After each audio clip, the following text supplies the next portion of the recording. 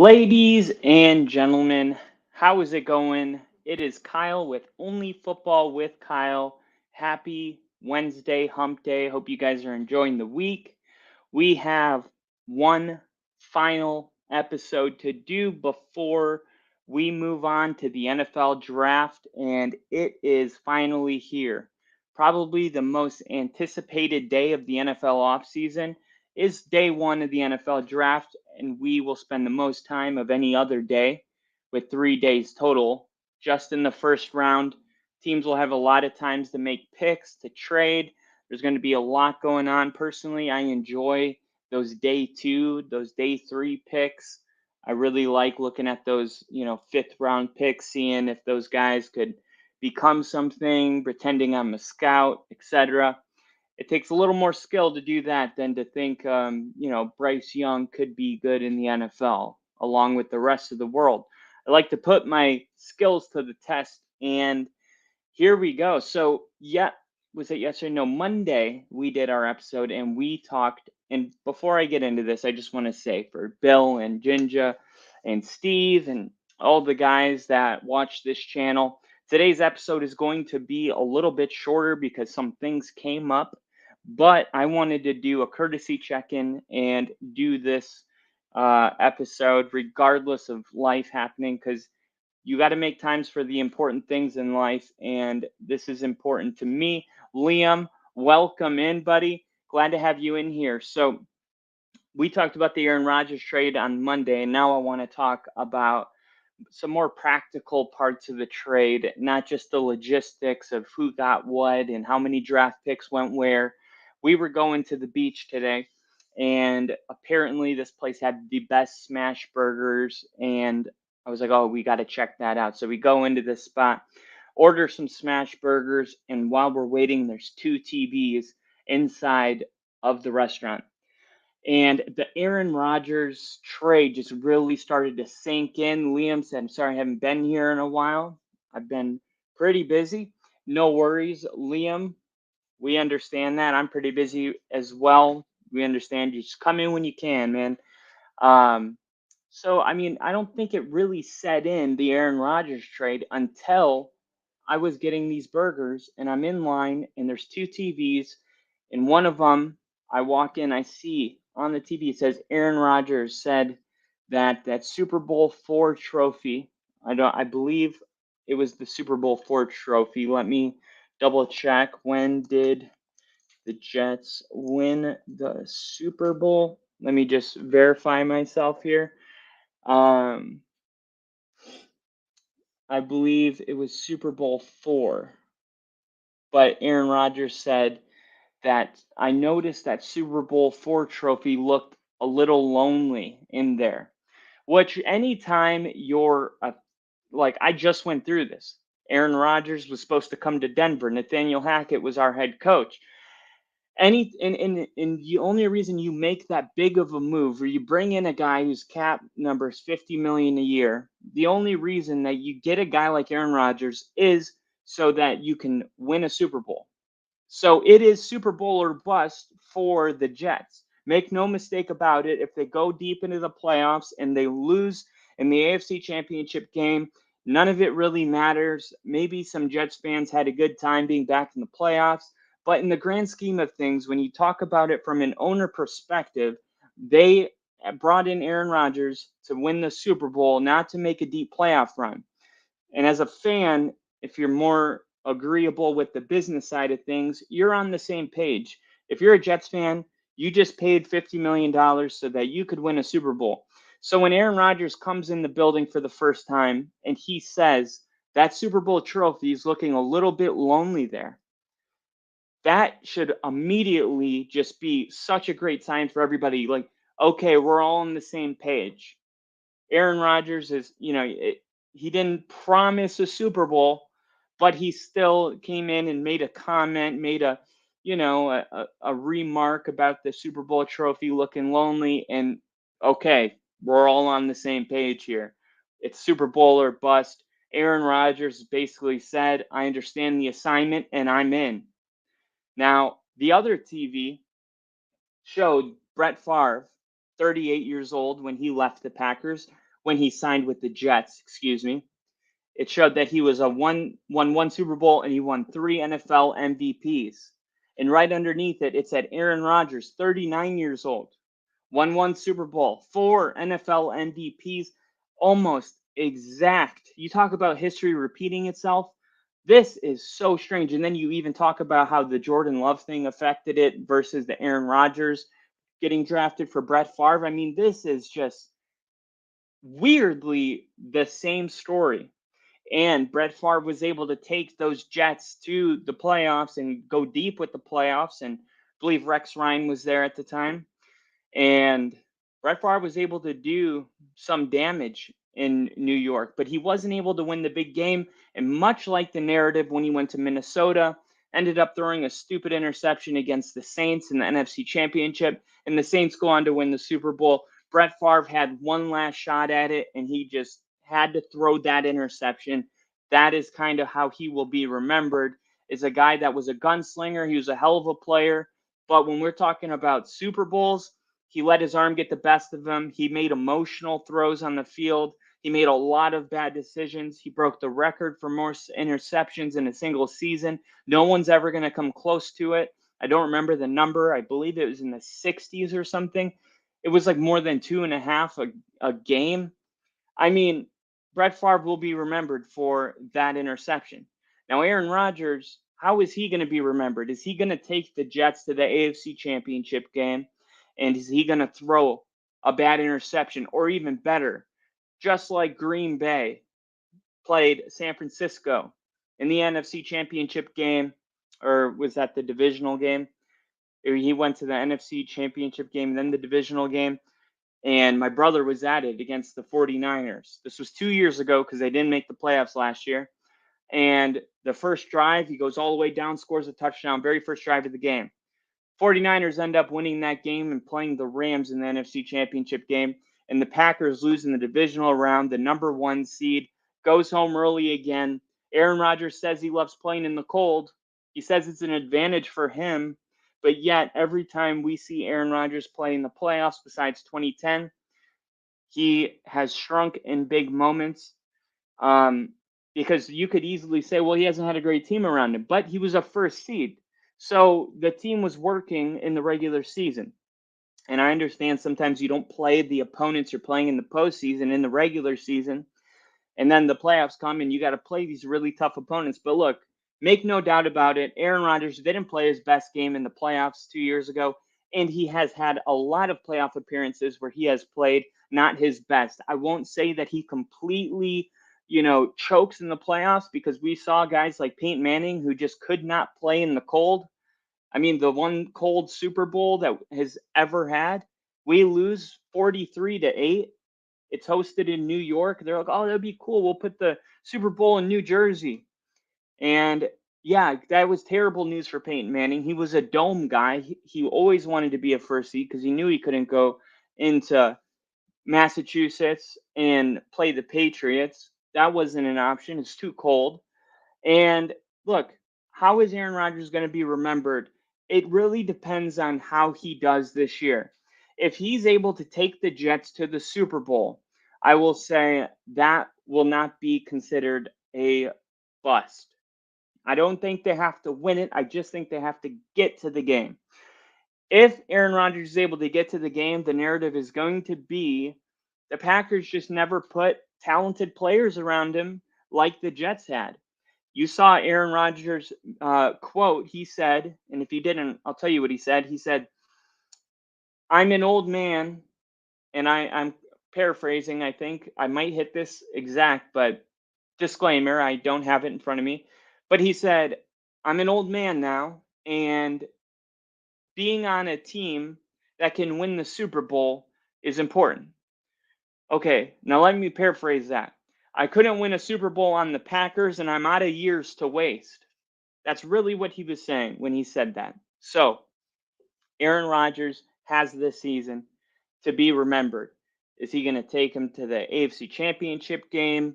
Are the Jets is this even going to work? Now, we know how tough that division is. The AFC East is very tough. You have Buffalo. who was the Super Bowl favorite going into the season, started the season by destroying the Super Bowl champs against the Rams. Okay, obviously they got beat by the Bengals, who are also in the AFC, but let's just leave that out for a second. We're just talking about that division. Then you have the Dolphins. When Tua was on the field, they're really good, and they have two of the best speed receivers in the NFL. They're both on the team, and you could make an argument that if Tua was healthy, that it would have been Miami that played Cincinnati. It wouldn't have even come down to that because Miami would have been able to beat Buffalo. And so, I mean, right there, you have two tough. Now you throw in the Jets in there. The Jets are definitely in the mix now. But this is just like Denver last year because you had the Chiefs, then you had the Raiders, who, look, we know now that it didn't work out. But on paper, the Raiders looked like they were going to be a grand slam last year. Okay, they brought in, defensive players. They brought in Josh McDaniels. Everything looked good, and it was a total wreck. I mean, it was just not good. But the Jets this year are kind of the same deal because it was like if Aaron Rodgers goes to Denver, it's going to be the Chargers with Justin Herbert, the Chiefs. We don't have to even mention anything about them, and then the Broncos with Aaron Rodgers. That division was about to be tough, right? Instead, we get Aaron Rodgers. The Raiders suck, so we know how that unfolds. Now, does the same thing happen with the AFC East? You got three juggernauts right now. You got the Jets. You got, I wouldn't call on the roster, to be quite frank, Miami has one of the best rosters in the NFL. They brought over Bradley Chubb. They haven't even seen the fruit of that yet. Tua was looking pretty good. We talked about the receivers. Mike McDaniel looks like an amazing coach. Like he'll be around doing this for a long time. Just a little quirky, great guy, funny. I mean, I would be so happy if he was my head coach. Now I have Sean Payton, so I don't have to say that anymore. But man, the Dolphins are going to be good. And then Buffalo, once again, as long as Josh Allen is driving the boat, they're probably going to be fine. The Bills are going to be good. And you just look, Josh Allen's almost rushing for 1,000 yards every season as a quarterback. And he is not a run first quarterback. He's just a dude that can run the football. I mean, that division is going to be tough. But here is the unsexy thing to say about that division. One of these teams is not going to be great.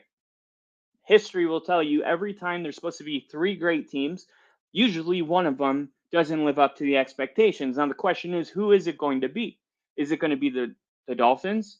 The Patriots, you can never just say that they're going to be terrible as long as Bill Belichick's there, but Belichick's trending in a down direction right now, and Mac Jones is asking for help. Yeah, they brought in Bill O'Brien. They brought in Mike Gesicki. They're bringing in some pieces. I think they might be a little bit better, right? But a little bit better is still only 8-9, 9-8, whatever.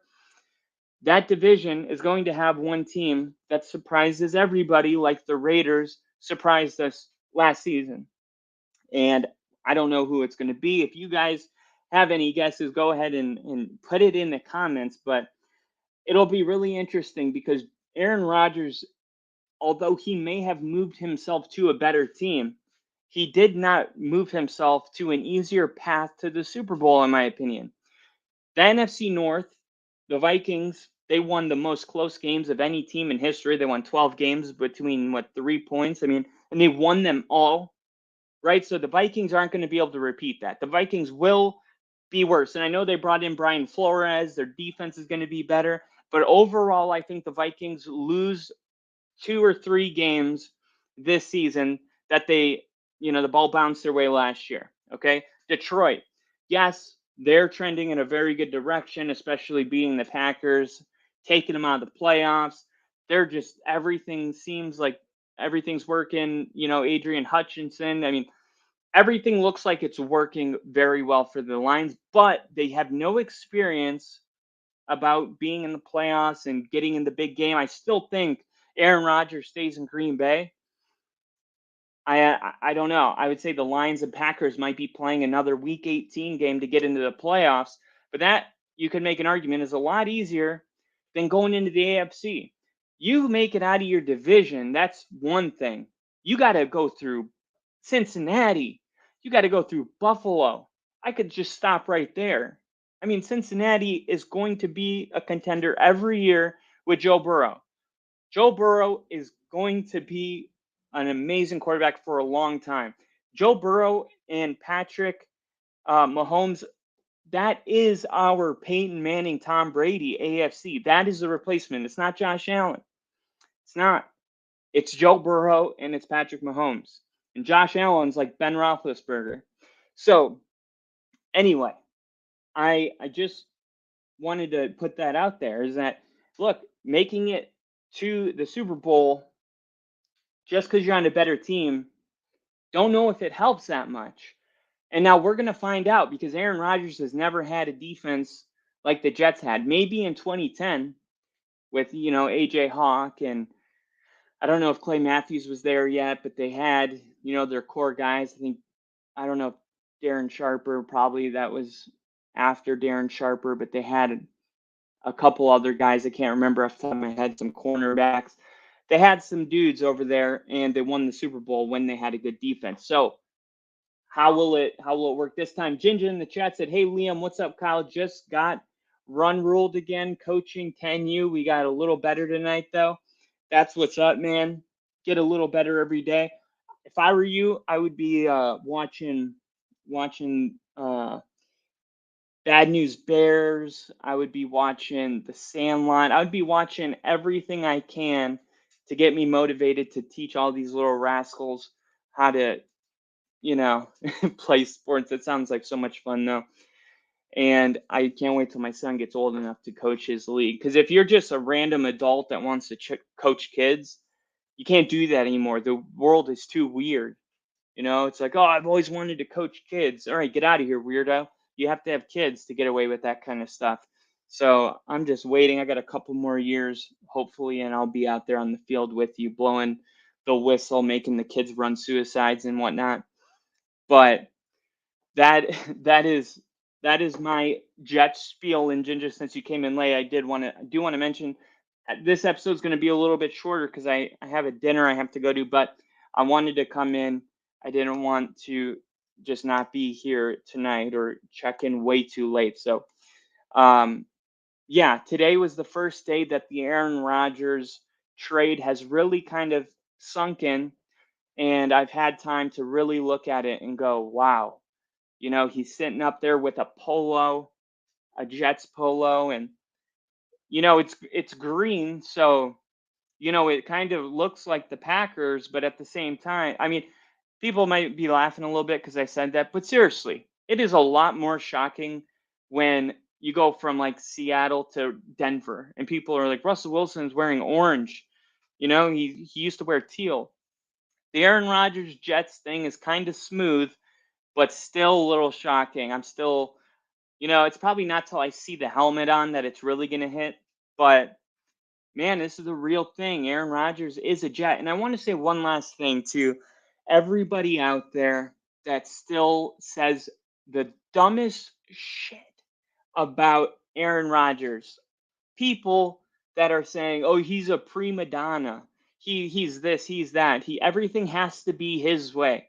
Let me just leave this with you and then we'll move on. When Peyton Manning came to Denver, we took 18 out of retirement. When Tom Brady came, all players do this. All great players at his age, with his resume, with his 4 NFL MVPs, they go wherever they go and they ask whoever they have to ask to unretire their jersey so they can wear their number. Aaron Rodgers had the approval from Joe Namath's family to wear number 12. And he said, "No, it's okay. I'll wear my number 8 jersey that I wore at Cal." What a great example for the rest of the younger generation. You can't just keep stealing people's jerseys. You have to respect the people that were there before you. Honestly, you really do. People like Joe Namath, I mean, even Philip Lindsay had to ask Terrell Davis to wear his number. It's like, bro, Terrell Davis, You can't wear Terrell Davis's number. No one can. It's Terrell Davis's number. And it is so unique to get a jersey retired that if you happen to be the select few that are able to pull it off, you don't take it out. You never take it down. Leave it up in the case. That is literally something that players just don't really do. You don't hear about that. So I just don't know how that fits with the, Aaron Rodgers is full of himself, doesn't care about other people, prima donna. It just doesn't really fit the narrative. It almost seems like, I don't know, we're not getting the truth in the media about Aaron Rodgers and his personality, but that shouldn't surprise anybody. So Aaron Rodgers setting the example for the future players of the NFL on what it means to respect the people that have come before you and just move on with number 8. The player makes the jersey doesn't make the player. They can't even see their own jersey number when they're on the field. You would have to look down all weird, but then the face mask would get in the way of their chest. You can't see your own number. Just go out there and play football. And I noticed that story wasn't really blasting on the media. So I wanted to make sure I told you guys because, anything that's kind of painting a different image of Aaron Rodgers for some reason won't make, the MSN homepage. Ginger said, that's a classy move on Rodgers' part. I'm coaching my nephew and cousin being married. I want to try for a boy soon, though. I did. I kind of dread it after work, but it is fulfilling to help them out. Hopefully you'll be able to coach your boy too. Absolutely. Absolutely. So tomorrow is the draft. The NFL draft will be concluded. A guy named Roger Goodell, or if you're the owners of the Denver Broncos, Roger Goodell. I don't know if you guys are aware, but when the billionaire Walmart owners bought the Denver Broncos, the first thing they did was thank Roger Goodell for letting him buy the team.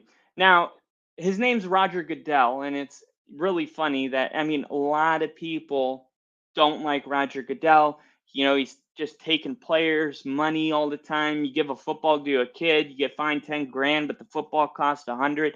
There's just all these kind of reasons I could see why people don't like Roger Goodell. So I bet you it brought people a lot of joy to see the one of the owners in the NFL not even know how to pronounce the name Roger Goodell. But tomorrow, Roger Goodell or Goodell, whatever you prefer, will go up and say the 2023 NFL draft has concluded and Carolina is on the clock. And what will be said at how long do they get in the first round? 5 minutes or 10 minutes? I think they get 5 minutes. Let me see. I'm going to make sure. Get in the first. Yeah, they get 10 minutes to make their pick. 10 minutes in the first round. So 10 minutes or shorter. How long do you think it'll take? Do you think it'll take the whole 10 minutes? I would assume that they know who they got right away. So they think they're going to make a phone call, pass the phone around. It's going to have a moment with his family, whoever said player is, and then you're going to get Carolina's pick is in.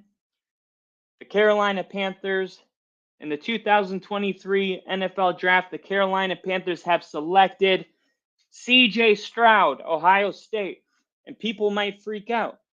People might lose their mind because C.J. Stroud's supposed to drop all the way down to 4 for the Colts. There's no way. From what I'm hearing from people, this is the extent of how the quarterbacks work. Bryce Young, C.J. Stroud, and then you can argue about everybody else, okay? In my opinion, it's C.J. Stroud, Bryce Young on tier with each other, and then you can argue about everybody else down here. So, who will it be?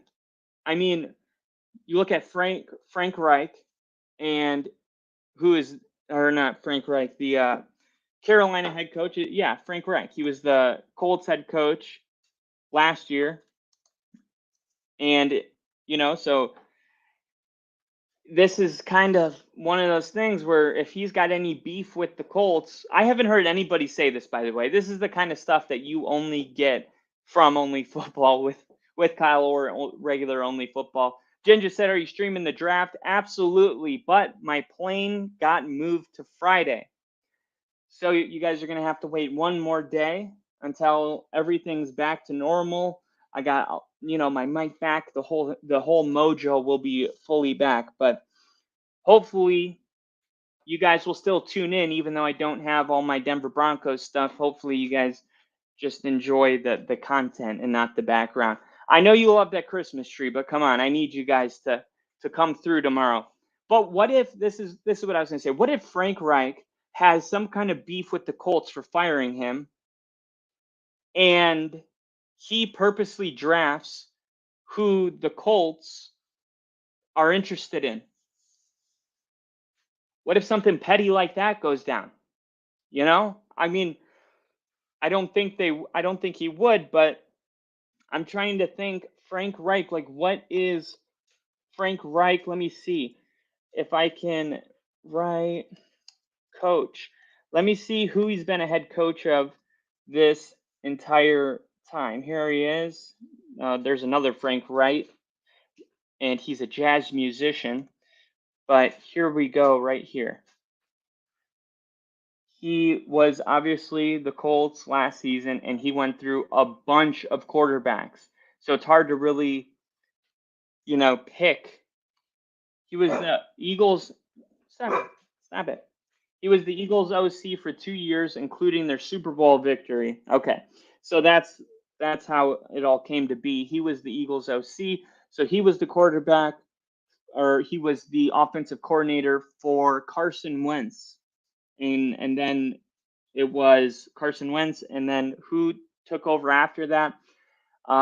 Ended up winning the Super Bowl. I can see his face right now. Wasn't able to get a job really since then. Nick Foles. So Nick Foles, Carson Wentz, the prototype. You look at it, and I would lean towards C.J. Stroud. I mean, does he want a scrambling quarterback? Like, what if they throw a wrench in the whole thing and they draft Will Levis? What if they do something like that? Um, it's gonna be interesting. So tomorrow we will know, who everybody is going to go with as their QB1 starting. Ginger said I was gonna watch Pat, but I'll be here. Totally understand if you want to watch Pat McAfee do his show. Pat McAfee is probably going to have all of the screens going with highlights of every. We're going to get there, but not there yet. But what I am going to do is I'm going to be posting every player's highlights that gets drafted in real time. So if the Panthers select CJ Stroud, immediately, and this took a lot of prep, but immediately it's going to say, welcome to Carolina, CJ Stroud highlights. And I think the fans of every team are going to really enjoy that, unless you're a Broncos fan and you're not picking until the third round. But this is kind of the calm before the storm. I don't think there's probably a lot of movement going on right now. People are probably just enjoying that kind of still wind before the hurricane comes through, and that is going to be tomorrow. And I'm looking right here. I've jumped through so many time zones. So the NFL draft, as far as time, NFL draft time. Ginger said, "I don't care. I'm true to the channel, son." Love it. Absolutely love it. So Chicago time, which is not Eastern, that isn't Indiana in two different time zones? Like the bottom of Indiana is in Eastern time zone, or the bottom Eastern Indiana's in two time zones, I believe. So anyway, right now I'm in Pensacola. So that should be 2 hours. Yeah, so it's 7 p.m. for me too. Okay, so 7 p.m. tomorrow, the draft starts. Know what time zone you're in, know when it starts. Don't make that mistake. I've done it before. Oh, something starts at 7. It's like you're in Seattle. It started 2 hours ago. Yeah, we're in the third quarter. So, yeah, if you guys have any questions, Ginger said bottom is central, most of it is eastern. Okay, so that's what it was. Yeah, because I know we were driving through it. This is like a month and a half ago, and I saw the time zone switch, but we never left Indiana, and I was like, what? And yeah, it's because we were approaching Tennessee, or actually Kentucky, and then Tennessee. Um, but yes, if you guys have any questions about your team, if you have any questions about who I think will go somewhere, I wanted to put this up before I head out. I know it was a shorter episode than normal, but I think you'll enjoy the beginning of the episode, Jinja, if you missed the beginning. And then Bill, obviously, I know you'll be watching later when you get down around 9, 10. Yeah, this is the open dialogue for your last questions, draft questions, the greatest NFL debate every year, who should go number one overall. And let me just say, if you're having a debate about who should go number one overall, then there is a margin for error. When Trevor Lawrence was entering the league, there wasn't a debate about who should go number one. When they had Joe Burrow going number one overall, there was no debate about it. So the fact that there's a debate tells me that there is not a clear-cut guy that is better than the rest. They say it's Bryce Young, but if it was really Bryce Young, there would be no debate about it. If it's Bryce Young and then it could be CJ Stroud, but then this guy thinks it's Anthony Richardson, let's just be clear. There is no clear-cut guy that is better.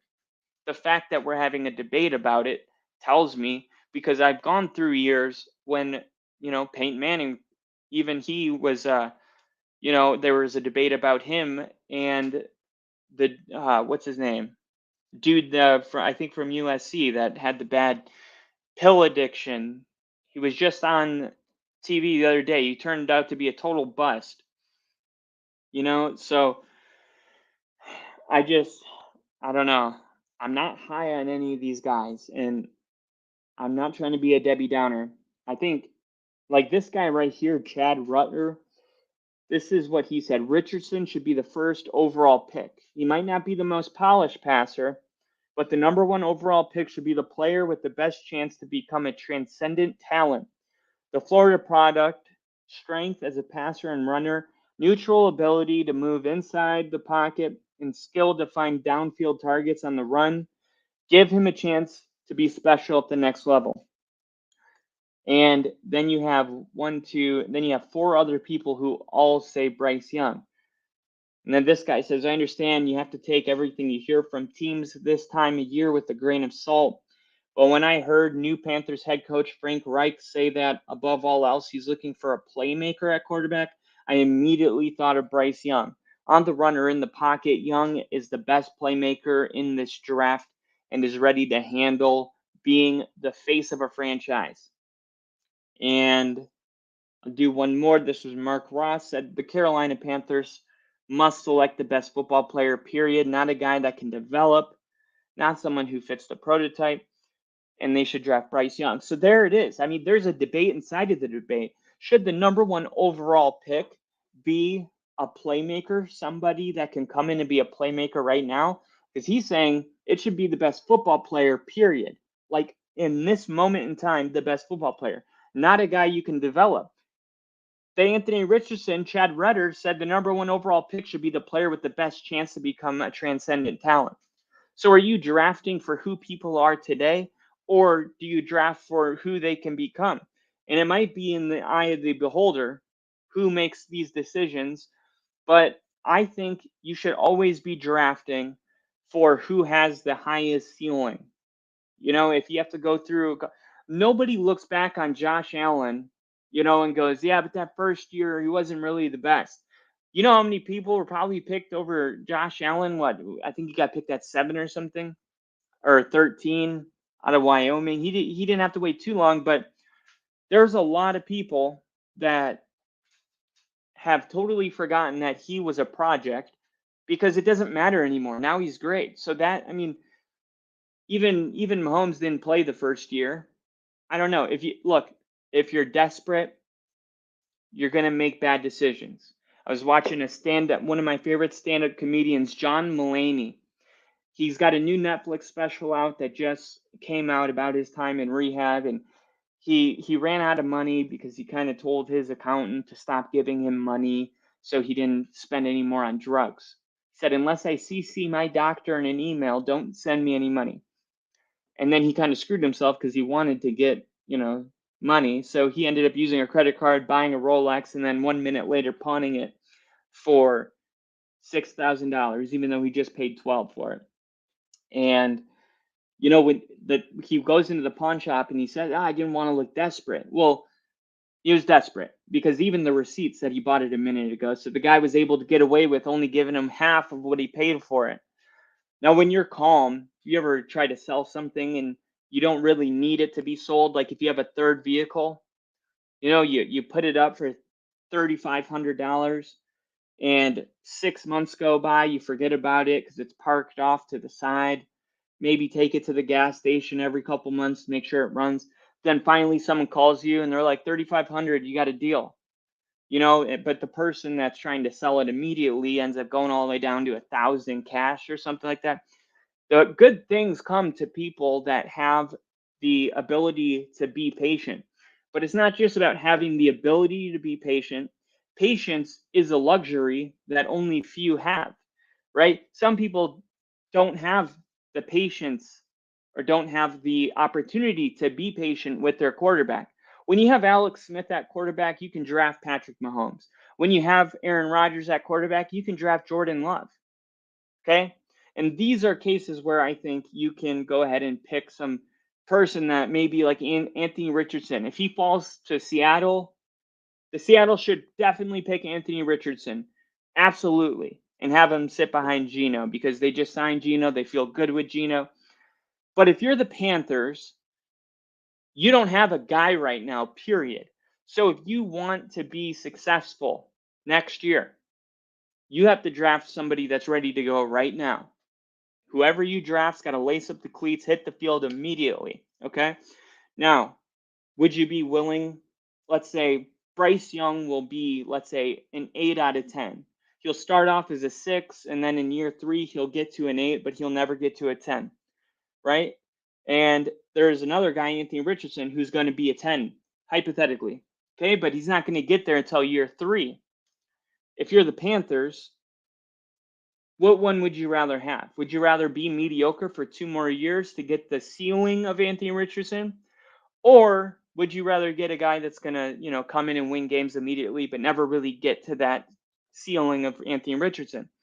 Well, if you're a head coach, you're probably always going to go with the guy that can come in and win immediately because your ass is always on the line every single season. You go out there your first season with the Panthers and win 2 games, you might have half a season left. You're already on the hot seat if you don't get fired your first year. You got half a season. The head coach will always be picking the guy that's ready to come in and make a difference immediately. Jen just said mediocre to get the ceiling, no question. Exactly. But you got to think that would be looking out for the best interest of the team in the long term. Coaches have short term contracts. Now, I'm sure they work all this out with the GM and they can get on the same page.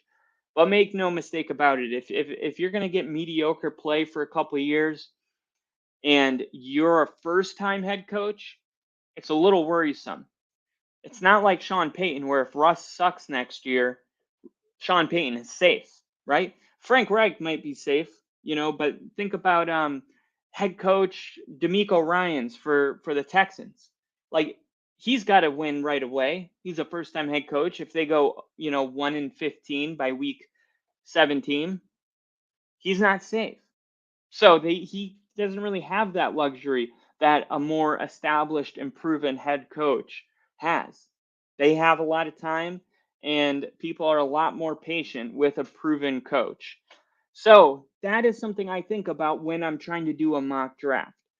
Not just who are the best players, not just where they should go, but based on which head coaches are out there, who can afford to take those risks and who can't, right? And that is really the big difference. And that's why I think it is very possible that Carolina is going to draft Bryce Young because because if they try to get cute and they draft CJ Stroud or Anthony Richardson or anybody else for that matter, and Bryce Young becomes a success, there will always be some scrutiny of why they didn't draft Bryce Young, why they decided to get cute at the last second and go a different route. CJ Stroud, people might be a little more lenient on because a lot of people had him kind of tier 1 A, B, or whatever. But the point is, some of these other head coaches, they don't have that grace. If they pass up on, let's say CJ Stroud goes number 1 to the Panthers, okay? And let's say Bryce Young ends up going number 2, okay? But let's say D'Amico Ryans and the Texans decided, you know what, instead of picking Bryce Young, let's get Anthony Richardson for the ceiling. And then Bryce Young ends up going number 3 and becomes an absolute stud. D'Amico Ryans will have that hanging over his head as the first thing he did as a head coach was pass up on a great talent. I still think about drafting Patrick Surtain instead of Justin Fields. We hadn't had a quarterback in 10 years, and we drafted Patrick Surtain. My favorite player on defense, he still shouldn't be on the team. Justin Fields 100% should have been on that team. But look, you live with your mistakes. The Bears drafted what's his name that ended up going to Pittsburgh, Mitch Trubisky instead of Patrick Mahomes. You know, so the best thing, if you know these things are going to linger, these are going to hang over your legacy, and you're a new guy, don't overthink it. He's going to go with the guy that is safest for his first year. Bryce Young and CJ Stroud will both be gone by the time the third pick is on the clock. Okay. So that will be a great thing for tomorrow to see if how that manifests, if that was accurate. There's always an opportunity somebody just goes Anthony Richardson. I don't think it's possible, but how cool would it be if we got some fireworks in the first 2 picks tomorrow? Jen just said, that's as a fan and GM, I agree. Unless Richardson is better than him in 3 years, hypothetically. Yes. So all you're on the right page, all hypothetically, right? And as a fan, I think you, as much as we're committed to the long-term success of our team, we also get desperate when we haven't been in the playoffs in 6 years, right? You just want to start winning games. Like, can we just get in the right direction? Can we start getting some positive momentum?